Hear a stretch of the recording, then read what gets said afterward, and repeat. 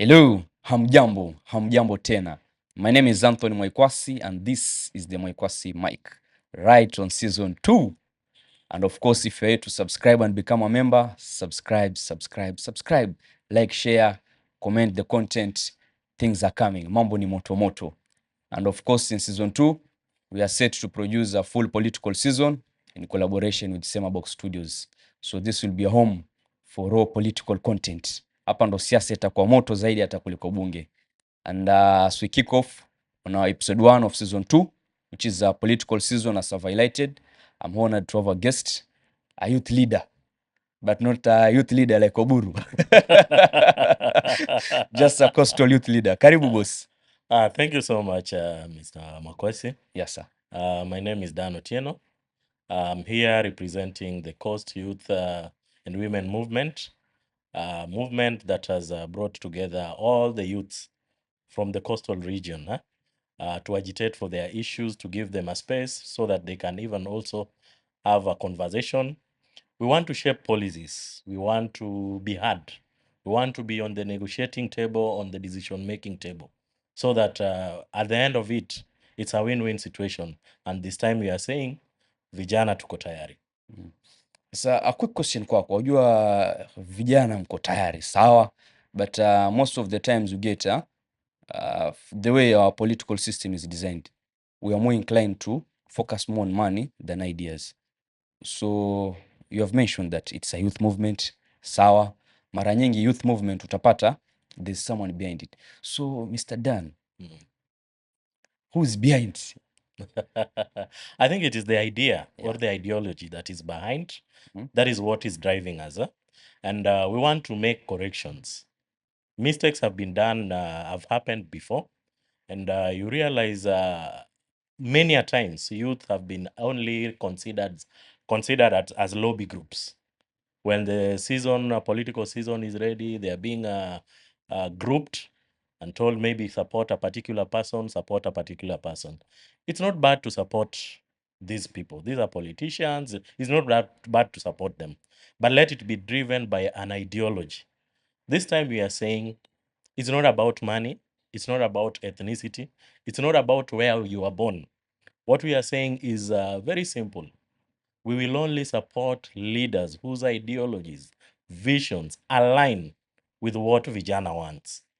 We are not going to sit down and somebody to come up with a blueprint and tell us, this is what we are going to do for you. No, we want to tell them what we want them to do. But at the same time, it is time for youth leadership. So, as much as we are also supporting them based on their ideologies, we are also embracing fellow youths, those who are going for elective positions. Hata wewe unaweza, those who will be going for these Bosi, positions. najipanga. Jipange vizuri. Mwaikwasi kwa ukwasi wa maendeleo na makasi ya matatizo ya wananchi. Hey, Wewe subiri tu. I sound Babu Owino in that. Anyway, Exactly, yeah. so as I was saying, we have even the young people who will be going for positions.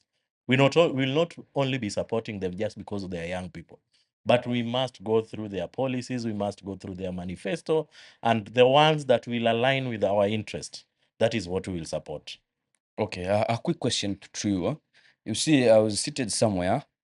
Kuna bunge la wananchi pale Changamwe. Mara nyingi mimi hupenda kupitia pale. So there was a point that was raised pale ambapo I want to share with you. Pale watu walisema, "Oh, sasa hivi mnasema ni wakati wa vijana na wakati wa vijana." Sisi wenyewe pia tulikuwa vijana, sasa tumezeeka. Kwa hivyo mnamaanisha kwamba mtakuwa viongozi mkiwa vijana, alafu baadaye mkiwa wazee kama sisi, vijana pia waseme ni wakati wao kama vijana. Alafu akamalizia akasema, "Bwana, hii kiti ni tamu." Hii kiti ni tamu, ukiingia huwezi taka kutoka. So is it just about age, mpeo sababu ya age, ama I'm interested to know that so that it will influence my question that I'm cooking it. I think if you go through our 2010 constitution, a document that is very wonderful, and that is why what basically the Coast Youth Movement, women and youth movement, have just captured and borrowed the ideology. You realize that there are parts of the constitution that talks of equal representation. There is the youth, there is the women, people with the disability, often And the being marginalized. forgotten, and the marginalized. Yes, sir. So it doesn't mean that we have to eradicate all these leadership or leaders who have been there. No. But we are just seeking for our own stake. Tunaitisha kile chetu, si cha mwingine, whereby the representation should reflect also the youth, the women, the marginalized communities, and also people living with disability. So it's not just about generation or fight or maybe war or something. No, we respect them. These are people who have done so much for this country. The wisdom they have is something that we cannot compare. But what we are saying is it's also high time that we incorporate all the ages or generations in order to make this country better. But remember, we are at play, the youth are more at play at this because they are the future generation. This elderly or the senior generation, their time almost, and we were wishing them well. But they are as compared, then normally we will compare a young person to live more than the elderly. So that is why we are saying, for us, we want to define our destiny. It starts with us now, and we are not going to wait and be told sisi ni viongozi wa kesho. Hapana, uongozi haimaanishi lazima ukae kwenye ile kiti ya uongozi. No, it doesn't mean that. It means, do you shape, do you influence policies, do you influence decision making, so that in terms of when they are coming up with decisions, they come up with decisions that align, that reflect, and that represents your wishes as a person. And are those solutions, are they youth oriented? No, the challenge is when you come up with a solution that I don't feel I was part of, I don't think I will support it. But if I'm involved in the process of coming up with that solution, then there is where the solution lies. Because I will be part and parcel and I will support every initiative that I was involved in. It's okay, I get you. Asuka, you had written before that majority of the times the youth have been used as lobby groups, right? Yeah. So under the Coast Youth Movement, yes or no question? Yes. So that I nishuke na wewe pole pole. Okay. Are you a lobby group? No. We are not a lobby group. How are you funding your activities? For now, we are individually contributing. One thing, the moment you will let politician or an interested party fund your activities, that is where now you lose the focus. That means you will be agitating, everything that you will be doing will be at the mercy, and they will be able to influence whatever moves you are making. So that is why we said, for us, if we are one or two or three people, young people, we can come together, pull our resources together so that we can push this agenda forward without being influenced by any politician. Or one thing I would say, we welcome professionals, we welcome business entrepreneurs, we welcome everybody on board, including the civil servants. But the only thing we are not going to do, and we are not ready to engage in, is maybe have a politician to support us in terms of resources. That means we will never be objective now. We will be subjective in the sense that sometimes their opinions and all that, we will not be able to call them out whenever something happens. So we fund ourselves. It's okay. So you fund yourself? Yes. How many members are you? Right now, it is growing. We have a representation in Taita Taveta, quite a number. We have a representation and also in Tana River. We are having members in Kilifi, Kwale, Mombasa. We are extending to Lamu. Actually, we are planning to have a conversation. Already we have identified there are youth from Lamu who are very much interested in joining. So we are planning, because of the limited resources, and it is just an idea that we are propelling, we are planning to have a meeting with them and also maybe have them on board as soon as possible. Probably by around April, all these counties, we shall have moved in all these counties. It's okay. So, Ojua, as a businessman or as a politician, there's usually an end game. So, majority of the times, as you are getting the political season, the end game might be, let's say that you get opportunities. Mi nikusikia ndugu yangu wenu waziri, chief officer, si ndio? Inshallah. Sasa mko wengi pale. From the way that I know politics, divisions are set to occur because you are too many. And let's say when the time comes to eat the cake may be too small. Yeah. So how is that? Because I'm looking at how are you going to escape the possibility of divisions in that? I think that is why we said we need to come. The youth have come up. they are sponsoring themselves, they are investing. So when you invest on something, that is an ideology that you believe in. That is something that No, to cut you yes, short. I'm coming to that. You invest where there's potential for returns. Exactly. Yeah. Potential for returns. Exactly. So they believe in the cause. At the end of it, it is not about positions. It is about the ideology.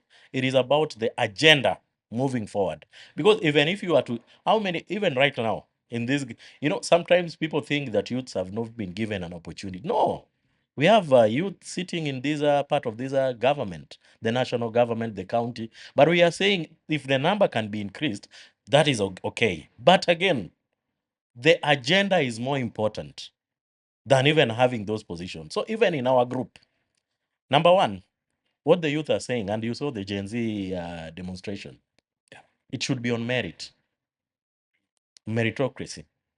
It doesn't, when there is a position, can we look at somebody who has qualified for that position? You give everybody an equal opportunity so that they can fight it out. And may the best, and it's not just the best among equals get the position. So it is not about now that I've seen you, Dan, you are very good in this movement. Can we have you as a chief officer or as waziri? That he will be killing the agenda. Agenda is let's focus our minds forward. It is not about something that comes with this election. Even after this election, kwani are youth not going to be there? Are there issues not going to be there? For us, we are focused for the long term, not the short term.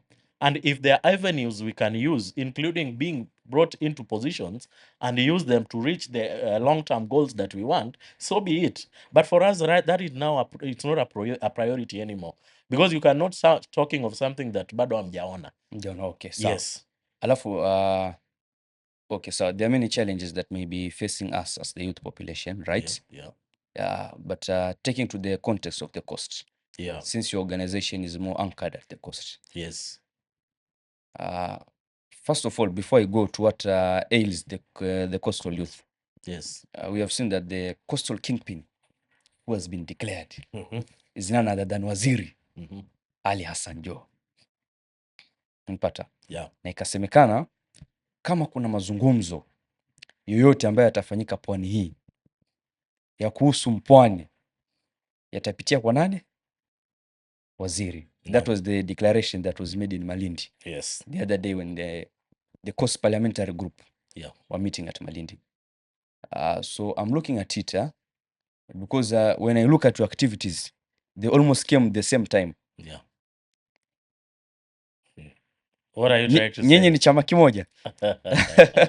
Let me say this. Let me comment about the coastal unity. Maana sasa ni waziri. Yes, sir. There is strength in unity, and strength in numbers. And I can assure you this, there is nothing you can get if you are not united. Even the youth, that is why we are even calling out the youth to get united, get organized, bring yourselves together. You don't have to be in the same party, you don't have to be in the same organization, but you can have issues that you all identify with, and that is what you push. If you have vijana wako katika chama cha UDA na wana push agenda ya vijana, so be it. For us, we welcome. That is why for us, we are non-partisan. But we are also among the stakeholders that we are evolving and we are also consulting with are the political parties. If a young man in ODM or a youthful leader in ODM agitates for youth issues, for us, it's a welcome. So coming back to the coastal region, it's a welcome move. And I think this is one of the few occasions that I would say this coming election presents itself presents an opportunity for the coastal region to reorganize themselves and benefit the biggest in the next dispensation. Of course, I'm one person who doesn't believe that if I didn't support you, then I should not get maendeleo. No. That is anchored in the constitution. You are supposed to be fair. But again, in terms of pushing for this resource mobilization and all that, it is very important for the coastal region to unite and have one or two, probably one person on the negotiating table, somebody who can speak on their behalf. So the conversation has started. Kidogo. Yes. So in this case, that person is Waziri.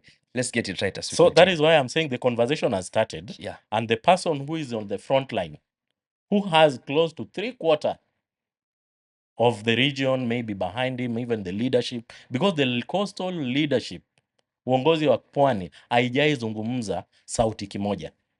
But this is the first time that they are speaking one voice, and all of them are saying, for us, the person we want to be in front there to go and negotiate on our behalf as a region is Ali Hassan Joe. That is a welcome move. That is something that should be supported, and people should move forward and give this guy an opportunity. If you look at regions that have developed, it is our politics. Those are the things we are trying to change. But you cannot change it within a day. Regions that have developed, you'll find that they used to have one particular leader to support who can go and negotiate on their behalf. So in this case, Joe is on the front line. From us, the young people, what we are saying is he has been identified. Now, after he has been identified, can he sit down with the various stakeholders? Sit down with these other people. Sit down with the youth. Call us. Let's have a conversation. What are your problems? Sit down with the women. What are your issues? Sit down with the professional, all the coastal region. Then when he goes to negotiate, he goes to negotiate from an informed point. I'm saying he's well informed, but now he get to have that strong authority and mandate from the people of the coastal region that now go and talk on our behalf. It's okay. So, going to talk on our behalf. Yeah. But if you go to talk, there must be issues there. Yes. Huwezi jitoa tu, mimi nazungumza kwa niaba ya watu wa pwani. Naam. Mimi ndo waziri. Lazima. Mbona unamuigiza? Lazima. Sasa, what is the big point, yeah? Let's look at it from a youth perspective and a general perspective that is ailing the coastal population. Number one, I'm here to speak on the behalf of the youth. Yeah. And including yourself, including any other youth. And they can also speak for themselves. There are issues that cuts across that affect a youth in Mombasa, a youth in Kisumu, a youth in Lamu, a youth in Turkana, issue of unemployment. That is an issue that you can go and negotiate even here in Mombasa, here in coasts. Pwani mzima kuna vijana hawana kazi, but serikali haiwezi kupatia kila mtu kazi. So if you look at our pillar is our ideologies are anchored on 3 pillars. Number 1, youth economic empowerment, youth and women economic empowerment. That is why you see, and I'll be very bold to say this. We now have a national government. We have assessed some of their policies on youth, and some are workable. We are yet to see even some. Which ones? We've seen the Nyota Fund that right now the government is rolling out. To some people, it might be a small money, but to some, that is something, it's a seed that you can plant to do something bigger. No government has ever come with this kind of initiative. No, but there's KOP. So I will come to that. There's KOP. So you look at the Nyota Fund, you look at the Women Enterprise Fund, you look at all these. So when you look at these, you really realize that it is because of good policy that I believe maybe there are people who had put their input as the youth to ensure that such things are anchored, and now it's being rolled out, even in the previous government. But I'm talking of this because it's the first time that we are seeing now the number is increasing. So many youths are getting opportunities. That is on economic empowerment. For the women, we have so many SMEs and all that the government are currently funding. Now, number 2, the second pillar is about education. Education, training and education, because we have education where students will go to the university. There are those who will go for the training at the vocational training centers. We have the polytechnics and all that. Yes, sir. So we are saying it's not only about making it available, but it should be affordable, if not free.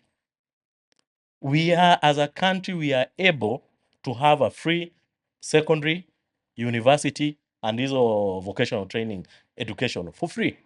But because those are things that we have to push for now. For example, in a university, you've gone through an university. Why would we have all these bursaries? The women rep bursary, or you go to the MP bursary, you're having the MCA. CDF, MCA bursary, governor bursary. These are the corporate industries, equity, name them, are giving out scholarships. Why don't we bring this money together so that whatever costs that comes with the education can be paid for, and every student, every child get an opportunity to go to school freely, whether it is secondary, whether it is primary, whether it is university level, whether it is polytechnic, these tertiary institutions. So it is very possible. And those are the people we are saying, if someone comes with such agenda, someone comes with such an idea, it will be very hard to oppose that person because it's something that is going to help us.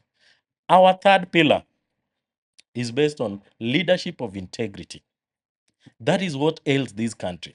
Because if we would be able to address the chapter 6 of our constitution that talks of leadership of integrity and get leaders of high integrity, I don't think if you are a person of high integrity, you will go and get some money, steal money meant for medicine in the hospitals, all this. So the best way we can cure corruption is through getting leaders with good high integrity. Okay. Yes. Quick question just to cut you short. So unajua tukisema tutafute viongozi kwa sera, tutafutia manifesto, tutaona sera. Lakini integrity boss, how do you check integrity? Pardon? How do you check integrity? How do you check integrity? Based on your previous records, that is number one. So I'm coming to that. Based Yes. on your previous records, Yeah. I'm not in the public service. Mm-hmm. I'm a businessman. I run my own businesses. So how will you check me that integrity? Because this question has been influenced. There was someone that tulikuwa tunajaliana kidogo, nikamwambia nataka kusimama mwaka fulani, sitataja. Akaniambia sasa wewe sahihi Kenya utafanya. Mbona usitaje? Taja. Tulia. Nitataja. Si sahihi, wewe jua hiyo ingine. Sawa. Nikamwambia lakini nilikuwa nafikiria tafute pesa kidogo, nishtue ground kidogo, hata kama nitapoteza, lakini nitakuwa nimetengeneza huko mbele. Akaniambia usijaribu. Sasa ukijaribu ukikosa, watu wataanza kufanya nini? Kukujua, kukuchimba sana. Sasa unajua atakuchimba, itakuwa wanakugauge na vitu venye wamesikia kukuhusu, si vitu umeona. So wewe ngoja tu hiyo time ikifika, wewe simama, ukipata watakugauge na scorecard, watasahau hizo vitu zako zingine. Umenipata? Kumaanisha there's a lapse that integrity huwezi angalia. I don't know if you're trying to get that point. I'm trying to you cannot measure. But again, it was a deliberate effort to have it in our constitution. I want to give you a very good example. For instance, now, if I look at you and check you, there are things, how do people speak about you around your mtaa? Mahali unatoka, what are they saying about you? Just move out of that. You've gone to a school, university or whatever. What are your classmates saying about you? You've left there. You are in the work environment. How are people speaking about you? So these are things you can't measure, but there is a way you can monitor them. Number two, many a times, and I think this is where we go wrong, and I want to face people and tell them the truth. Yeah. You know, sometimes I can point you like this, but you'll realize all these other ones are pointing at me. The problem is, a young man with high integrity wants to get a position. He will go there, present his name. But people, watu watasema nini?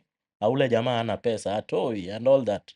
So that is where we lose it. I think we get good leaders sometimes, but once they get there, they get compromised easily because the process they use to arrive there. Number one, kwa ground, mtamuitisha pesa. Lazima atoe.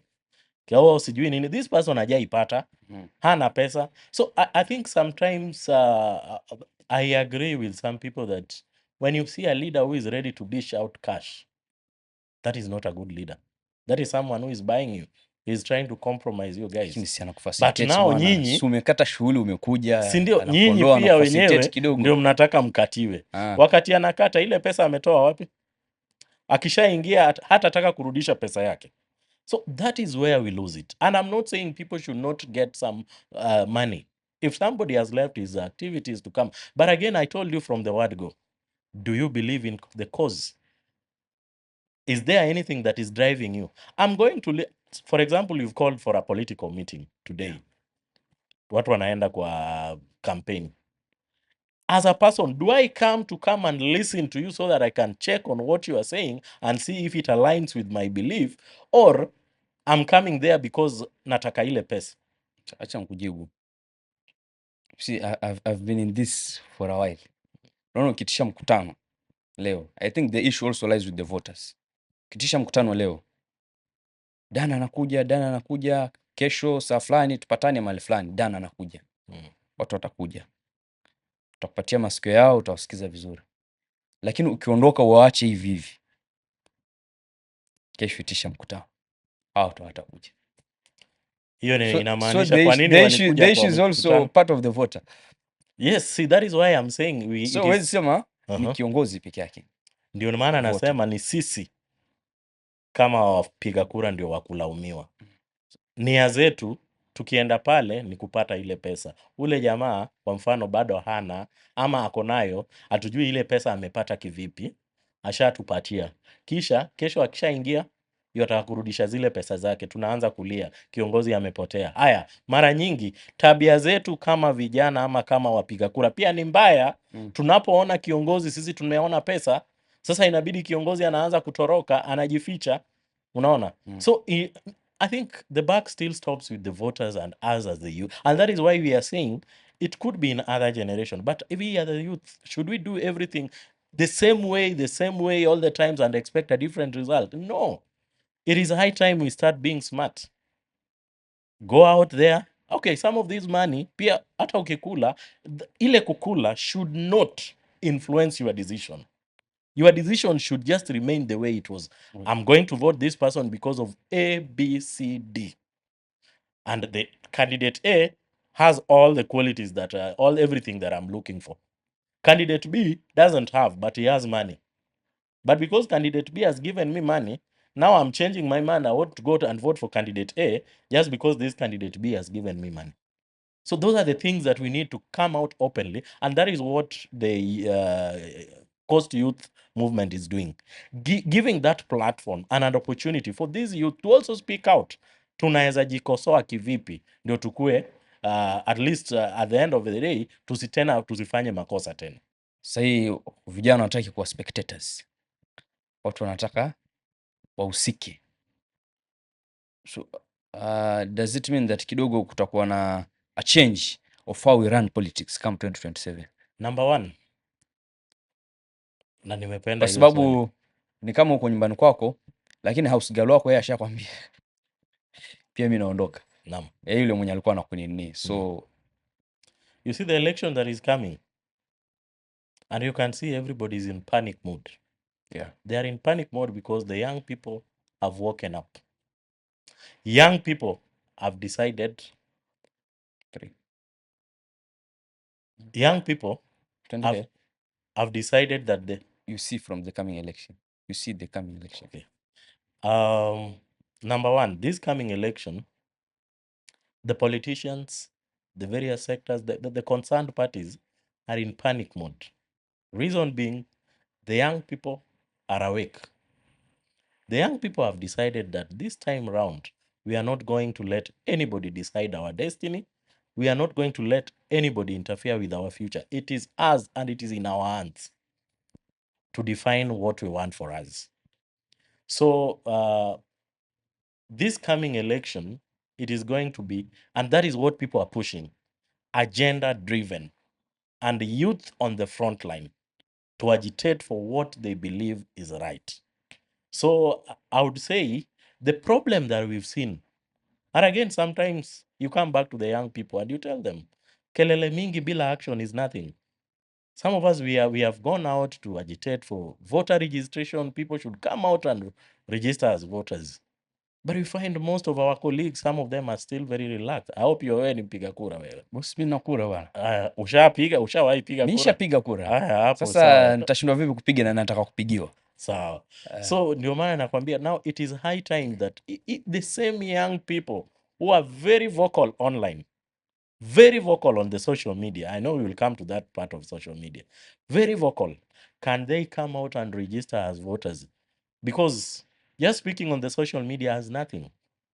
It is a platform where we can raise our issues, gives you a platform where you can even talk to the president. How many times you've had president having a X-Space conversation with the youth? So many times, including other leaders. But are they converting it back to now registering as a voter and then going to vote?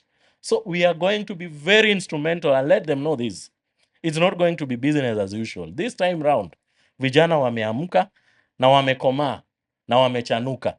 Hakuna kitu mbaya kama wanasema mjinga akierevuka. Mwerevu yuko matatani ama ntabani. Exactly. So you see the young people they know what they want and they know how to get it. But the only way also is, and that is why sometimes I still go back and I really appreciate some people in this country. When we sat, when there was the uprising, the 2024 Gen Z revolution, and it reached a point that we had to stabilize this country. And you saw the former, may God rest his soul in eternal peace, the late His Excellency Raila Odinga. He came forward so that we could stabilize this country. When you look at some things that are happening outside there, today I'm being told in Burkina Faso, a man we all praise and all that, I'm being told that he has decided there is nothing like political parties. Wamevunja yote. Look at what is happening in Libya. I was watching some documentary about the death of the former, the son of Gaddafi. Yeah, Muammar What? Gaddafi. Yes, Said al-Islam. Yeah. When I watch at it and I really, you see, those nations have never stood back to their feet. Egypt, the military took over. Hadi wa leo, even the president is a general. They only changed the uniform, went it to be civilians, then they came back to positions. So we were heading in a very bad direction. But now we got our country back. Now we need to sit down. We have sat down and asked ourselves, what are some of the questions? We will never get it perfect. Sometimes when you want perfection, even if you arrive at the excellence, it's just okay. So we have a government right now. We have to put them to account. Then now, when they come back, we'll be able to assess. And we have seen some of their programs, and I'm repeating here, that are not bad things that we would want to see them extended. Hatuendi kupiga kucheza karata boss. Hapa hakuna potea pata hapa. Hutaki Hatuendi kuambiwa kupangwa kubahatisha. namna hii namna ile. Our mind is focused. So far we know who has done something and who has not done. So right there. So who has done and who has not done? We all know. Rais Do you ametenda mabado. do you want me to mention? I'm Rais not afraid ametenda to say. mabado. Say it. Yes, I'm not afraid to say. Yeah. All these people who want presidency, including Justice Maraga. When you look at Justice Maraga, when you look at President Ruto, when you look at Kalonzo Musyoka, when you look at Matiang'i, Natembeas and all, these are people who have Rigiji mwenyewe. These are people who have served in have been leaders. They have served in the government. What were their performance? Today, someone is coming out to tell us how the police are being used. Sijui, I don't know what. Yet, when they were the same people in the same positions, they were doing the same thing. Now that is where integrity comes in. Matiang'i was internal security, a very powerful minister. What did he do? We had incidences. Hadi wa leo, some of them have never been resolved. But wanakuja watu mdomo tamu tamu tunasahau.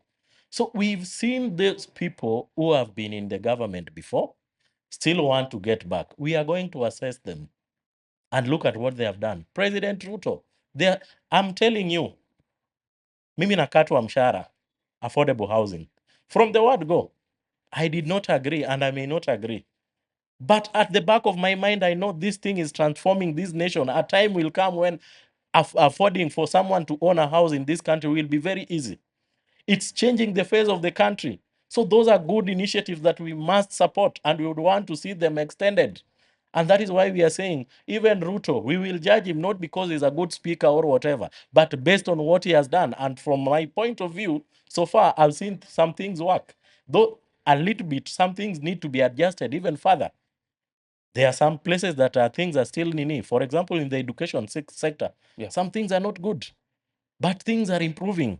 The SHA, there are those who want to play politics will tell you SHA is not working. But there are people on the ground, some of them will tell you that thing is working. Personally, SHA has worked for me. Bana, watu wamekula pesa. Tumeambiwa sijui bilioni ngapi zimepotea. Kwani unajua kiongozi kama umelipwa na SHA, hebu sema. Tangaza msimamo hapa. I'm talking of things that are working. Na pesa kupotea hii inchi, it's not about even SHA alone. Pesa inapotea hata former president said we lose 2 billion a day. It takes us back to leadership of integrity. And these are the things vijana wanasema hatutaki kuona sasa. A time will come. You know, we have a president right now whom sometimes I would say, and I think that is what Uhuru also was feeling, your hands are tied in one way or the other. Sometimes people do things, but you fear the political backlash. You may know. But the Ruto that I know, it's just a matter of time. That guy will act. Kwa hivyo wewe unasema tumpatie two-term ndo act ama what I've are you not trying talked to about insinuate? two-term. I've not talked about two-term Is it or two-term or one-term. one-term? I've not talked Or about, but is it what half-term? I'm saying is when I see something good that I know will have an impact in this country and will continue helping the young people and helping the people of the Kenya, believe you me, I'm in. And I will say, if we can do that, and from what I've seen, some of the programs that is rolling out, some of them are not bad. I would say he deserves a second chance. But it is not yet time, boss. We are 1.5, almost 1 year, 8 months to go. So I think let's have that conversation of whether two-term or one-term at the right time.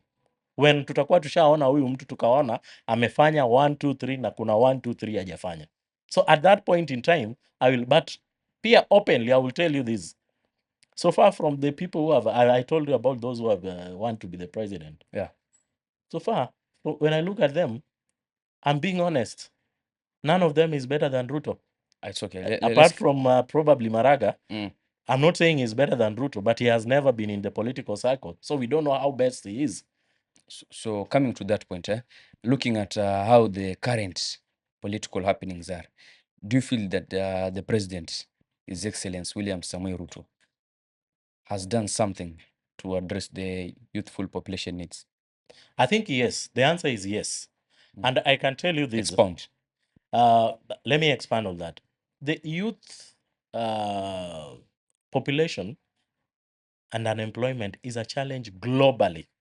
Globally, all over the world, whether including even the United States of America, including China, including all these, some of these first world countries. But are there initiatives to help reduce or help create more opportunities? The answer is yes. If you look at the figures that this government has worked towards ensuring that even the young people now get opportunities and all that, you realize that there's been a lot of good initiative, good moves that have given vijana a lot of, for example, the export of labor is working. As much as there are challenges that have been there before, kuna very rogue agencies that are sending our people into bad places that some people are suffering, but that thing is working in some. But why should you export labor? Can't we create opportunities to accommodate that labor here? It will take time, and that is why they are coming up with policies and coming up with ways on how we can realize those. Affordable housing imeajiri vijana wangapi? Mtu atakwambia oh, sijui ni mjengo, sijui ni no. Even as we speak, how will our Kenya, our country grow without having those watu wa nini? Every sector has it. So wakati unatuambia eti mjengo, hiyo ni kama unadharau kazi ya watu wengine. Industries that are manufacturing those materials, is it not opening up opportunities for you to be employed in those spaces? So there is a lot that we are seeing. The Nyota Fund that I was speaking about has enabled people. Now it's up to them. Na vijana kama mnepewa pesa, tafadhali. Hii pesa si ya kupiga sherehe. Hii pesa ni ya kukusaidia wewe. Start from a small beginning and it can take you somewhere. Okay, a random question. The money that was being dished out under the Nyota was 22,000 shillings and some mia mahali hapo. Naam. Ni kama imegwa hizo deductions. Yes. Vile Zakayo alisema. So taking to your context, wewe binafsi sasa kama Dan, message imeingia 22,000 ya Nyota, unashauri vijana wenzako wafanye hivi. Wewe mwenyewe hiyo 22,000 i break down, utafanya nini boss wangu? I think that is good enough. Number one. Nipe breakdown. Yes, I want to give you a breakdown. Statistics, yeah. That money you have to apply for it. Sawa, umeapply When you are imekuja. applying for it, you must lay down the idea that you want. It's not that what people forget and people don't understand is, for example, right now if I go to the bank and I want a loan, nitaenda tu na niwaambie nataka loan, but I'll come up with an idea, and this idea could be a business idea. That is what I will present, and they will fund give me the loan or whatever based on the idea. So even this money that people are being given, these youth, when they were applying, they gave out ideas that they felt suited that money that they wanted to go. Even youth fund, when you are applying for a youth fund, what happens? Do you just wake up, I'm going to look for a youth fund? But you come up with an idea that they can sponsor, or you come up with a business. Kama wewe ni mtu wa biashara, unawambia ungependa kuongeza stock yako hivi na hivi na hivi. So it is not about that 22. I start telling you, acha nikukate. yes, I start telling you eti hii pesa nitalipa hii 22,000. I want to give you an example. Do you know, I know of people who would go to Kongowea right now, get mtumba, shati ama viatu nini at maybe 200 and all that, warudi wazisafishe, wapige pasi, wapige picha, wapost online, they will resell this mtumba at 1,200. Are you aware of that? So imagine umeipata 200 shillings, ukaenda ukanunua viatu 200, assuming umenunua viatu pairs 10, that is how much? 200 times 10, that is 2,000 shillings. Hata bado 20 imebaki. I'm just talking of 2,000 hiyo juu ya hiyo 22. 2,000 ushapata pea 10. Umepiga picha nini umeuzauza within a month 1,200. So 1,000 within a month, uko na pesa ngapi? You've gotten 10,000. Kiatu gani ya kamera 200 ndugu yangu? Skiza, you've gotten. Let's be realistic bwana. I've bought here in town. Watu wanatembea na, by the way, me I didn't know. Watu wanatembea na hizi viatu, unapata mtu amejaza nini. Nikauzia, I think niliuziwa 1,800. Then there's a day I went to Kongowea. Kuna mama huwa ananipatia hizi magroceries nini. Nikapata anauza hizo viatu. Nikamuuliza hizi ni how much? Akaniambia ni 300 shillings. But town niliuziwa pesa ngapi? 1,800. Hata siku bargain. And I realize people are making money, boss. There are ideas that can help you. Either, unaona that 22,000 shillings. Do you know there is a mother somewhere sahi anauza bajia and all that? Capital yake ya kuanzisha hiyo biashara was just 1,500. Alafu analisha watoto ana nini. Alafu wewe unataka kuniambia it's just 22,000. Tell us what will you do with that 22,000? Wewe umezoea kupiga sherehe bala. Wewe siku moja pengine wewe unatumia all 20,000 for sherehe. Kuna mtu mahali hiyo 22,000 can change their lives. Naam. Okay, so it's okay. So coming as we continue to wrap this conversation up, what is your dream country for the youthful population and Kenya at large? What's your dream Kenya? I think my dream as a person, as a young person, is to see a country that is very cohesive. A country that is very united. A country that is very stable. Stability will attract investors to come and invest in Kenya. That is why we are saying, boss, kama wewe unapanga maandamano, panga wewe mwenyewe. This time, no for maandamano. We want to stabilize Kenya, whereby it can be assured that any investor can come without fearing any political violence or any instability. I want to see a country whereby a young man from Turkana, hana jina, hana chochote, can go, apply, be given an equal opportunity to fight with other people without somebody looking at his name. Oh, what's your name? Daniel Otieno. Huyo weka kando. What's your name? So and so. Huyo ako sawa.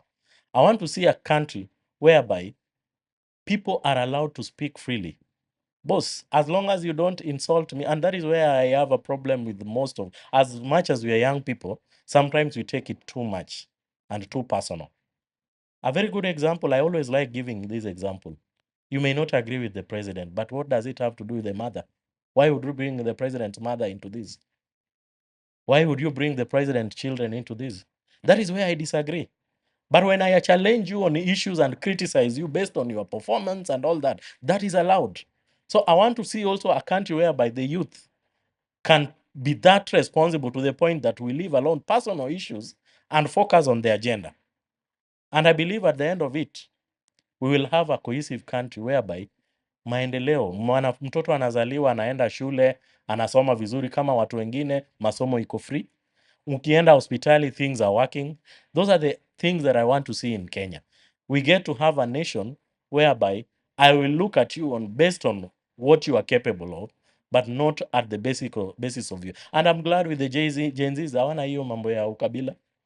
Hiyo ukabila ni watu wengine ndio wako nayo. Mtu atakuuliza what is your second, ushamwambia anaitwa Dan. Okay, Dan nani? What's your second name?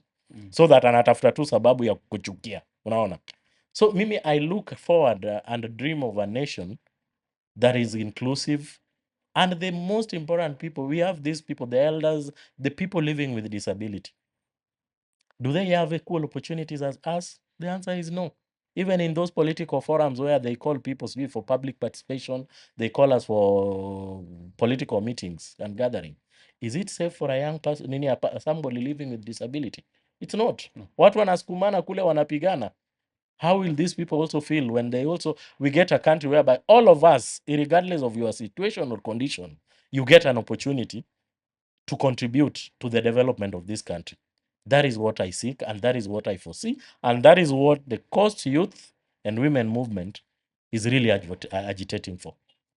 It's okay. Muda umesemekana na vijana, na pia siasa ya sasa itapigwa na vijana. Vijana hawatakuwa mashabiki tu, bali pia wahusika katika siasa ya mwaka wa 2027. Ama vipi kiongozi? Kabisa, na watu washike kura jamani.